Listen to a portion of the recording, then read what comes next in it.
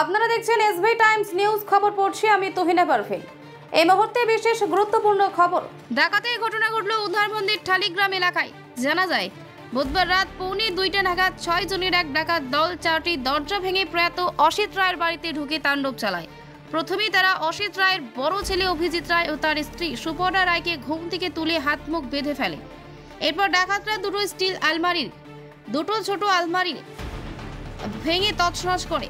হাত বাঁধা অবস্থায় অভিজিৎকে তাদের দোকানে নিয়ে গিয়ে সব টাকা দেওয়ার কথা বলে। সেই সঙ্গে এও বলে টাকাও সোনা না দিলে 7 বছরের শিশুপুত্রকে তুলে নিয়ে যাবে। তখন বাধ্য হয়ে দোকানের টাকার বাক্স দেখিয়ে দেন বিশ্বজিৎ।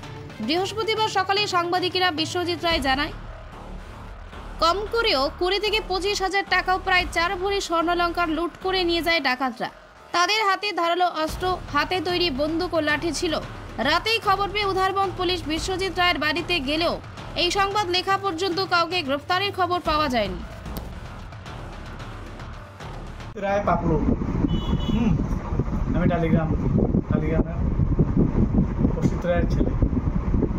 গতকালকে রাত্রে আমরা তো ঘুমের মধ্যে আসলাম, হঠাৎ ঘুমের মধ্যে আয়া 2টা ছেলে টর্চ মারলো। আর টর্চগুলো আসলে অ্যান্স লাইটের, হ্যাঁ নর্মাল টর্চ না, একটু আলোটা ফোকাসের মধ্যে হলো। আর ছোটো পড়ায় আমি উঠে গেলাম। আমার কাপড় লাগাও। আমি গেঞ্জি লাগাই ঘুমাইছিলাম, শর্টস লাগাই কাপড় লাগাও।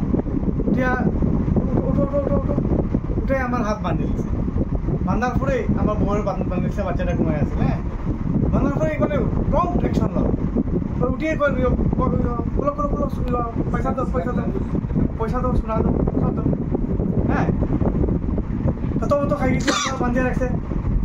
আমার ঘরও 2জন ঢুকছে।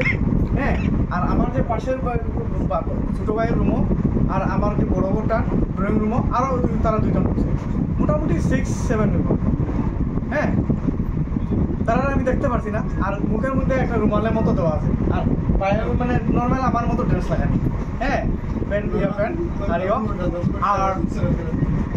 পায়ের মধ্যে খাদা ওদা। ডাকাত দলের হাতে অস্ত্র কি ছিল? একটা বুঝালি আছে আর একটা লাঠি, একটা তো লাঠি মানে ওই যে গাছ কাটিয়া লাঠিটা আমি ফেলাই দিচ্ছি। কোনো বন্দুক ছিল? বন্দুকও আছে, পাইপ গান এগুলো, কয়টা আছে? 2টা। কত টাকা নিয়েছে? আমার এখানে অনুমানিক 20-25 আছে। আমার বউয়ের সোনা নিছে। কত কোটি হবে এটা আমি ঠিক করতে পারলাম না। এটা মিডিল ক্লাস করে যতটা থাকে আর কি। হ্যাঁ, আমার এই সময় টাকা নেওয়া লিয়ে হলো যে টুর্নামেন্ট টাকা দে। তখন আমার টাকা নেওয়ার দোকানে গেছি।